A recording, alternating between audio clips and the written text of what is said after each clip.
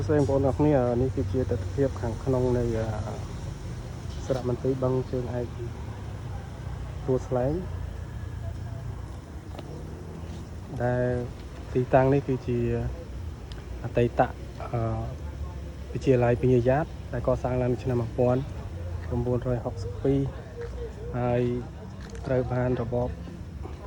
កម្ពុជាប្រជាធិបតេយ្យដែលហៅកាត់ថាប៉ុលពតគឺបានសម្លាប់ប្រជាជនខ្មែរជាង3លាននាក់ហើយនេះគឺធ្នូសាកសព